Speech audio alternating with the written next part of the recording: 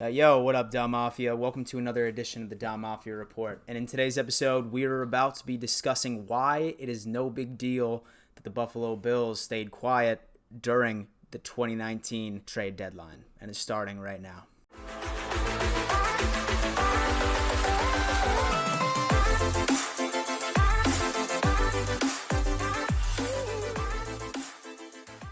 Well, ladies and gentlemen, today might have been the most uneventful day in sports history. Normally I wouldn't be pissed off, but just the way that the media was hyping up this entire trade deadline thing, I legitimately woke up at 6 a.m. in the morning and was continuously just refreshing my Twitter feed looking for some type of action. And it didn't even need to be for the Buffalo Bills. Something. And like the rest of the United States, I'm sure we all realize that a shitload of nothing happened. I think the most exciting trade and the only trade was sending Talib off to Miami, which in my opinion was just a cruel joke. Poor guy. In fact, I wouldn't be surprised if he puts in his notice of retirement within the next 30 minutes. I know that there was a bunch of rumors about Trent Williams. I know that they had Jamal Adams was definitely a huge talking piece about him going over to Dallas. And then when there was like 3 hours left in the trade deadline, the New York Jets were saying that they were willing to send off Le'Veon Bell to the highest bidder, which in my opinion I think was a huge PR stunt. I know that a lot of us in Bills country, in the Bills Mafia, were a little bit of, we're a little pissed off that we didn't make a move. I don't want to say rightfully so, just because it's really easy to get excited when this trade deadline comes around. I mean, I was hearing names like AJ Green, I was hearing names like Melvin Gordon, Le'Veon Bell's name was circulating Twitter, I heard that. But at the end of the day, the front office in Buffalo just stayed quiet. And in my opinion, I know that it's not as exciting when your team doesn't make a move, but I am actually fine with it. I am 110% fine that the Buffalo Bills didn't spend a shit ton of money on a veteran that could maybe win us one or two more games this season. Justifying this moving forward, there's several reasons why I think that Sean McDermott and Brandon Beane didn't make any moves come 4 p.m. today. And a lot of it had to do with the future, right? Was looking at some of the contracts that the Buffalo Bills have in place.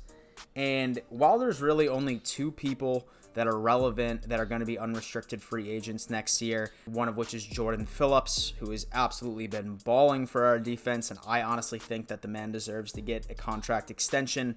And then Shaq Lawson, who's more up in the air. Some people want him to stay, and some people don't. There's a few other things that you need to consider. There are about 3 players on this team that, while they wouldn't be an unrestricted free agent, the way that they are performing, they definitely warrant an extension. They definitely warrant an extension. Number one is Jordan Poyer. I know that his contract expires in 2021, but the guy is just, the jelly to the peanut butter that Micah Hyde is.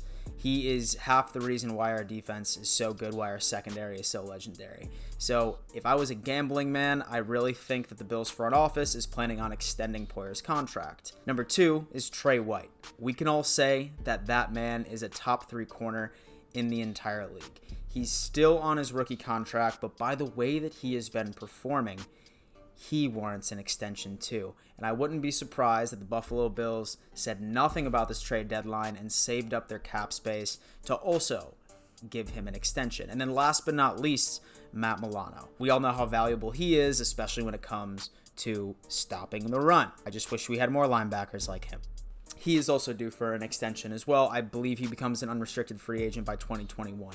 But those are really 5 names that I think that the front office is really trying to cement so we can move forward right as a Bills organization. The second main reason why not making a move didn't really concern me was half of the names, if not more than the names that we were looking for, whether it was AJ Green, Melvin Gordon, Yannick Ngakoue, Vic Beasley, each and every single one of them are going to be unrestricted free agents this time next offseason.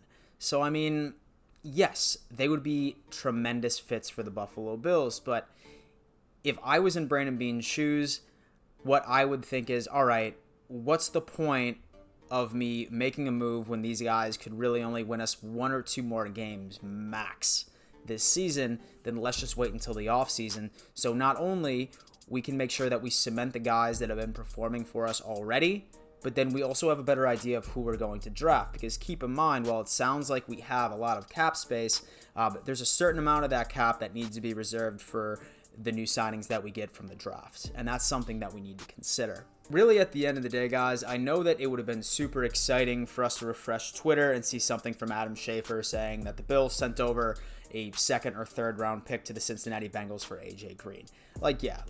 That would be 110% awesome.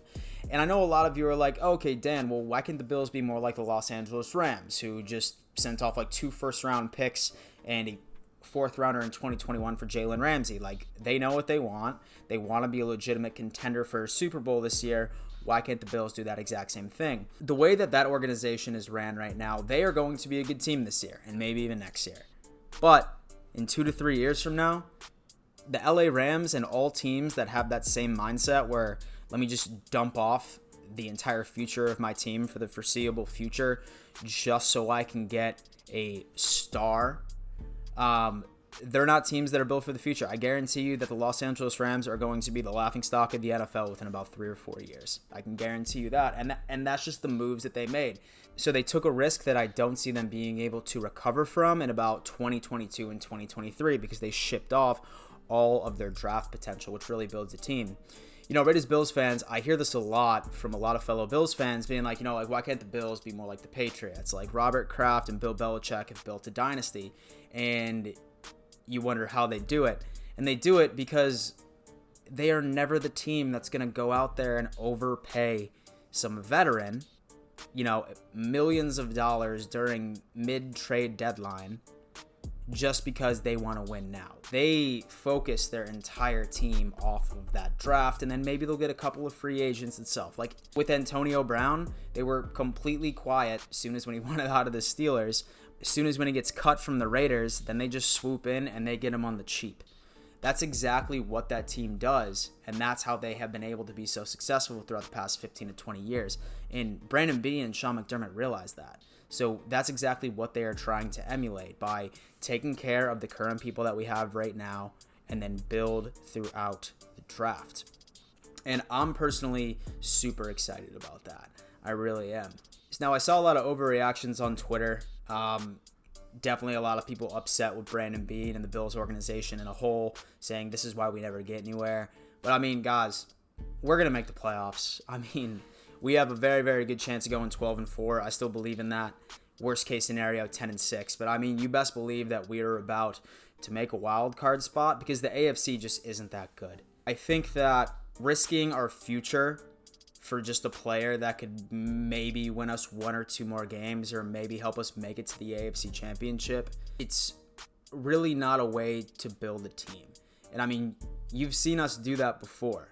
Where, we just drop stupid money on people that haven't even proven that they can perform right in a Buffalo Bills uniform. And then we had that year of 2016, 2017 where we had so much dead cap, it was disgusting.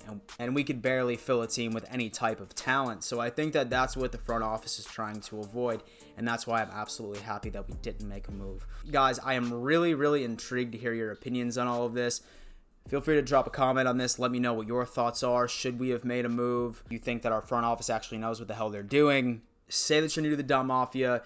Do me a favor, smash the like button, subscribe to the channel, join the family, and say that you want to support the channel. Then go to my Patreon at patreon.com/Dan Mitchell. This is exactly how I can keep this channel alive and continuously bring you Bills and NFL content on a regular basis. Anyway, guys, thank you for tuning in to yet another edition of the Dynasty Mafia Report, and let's go Buffalo.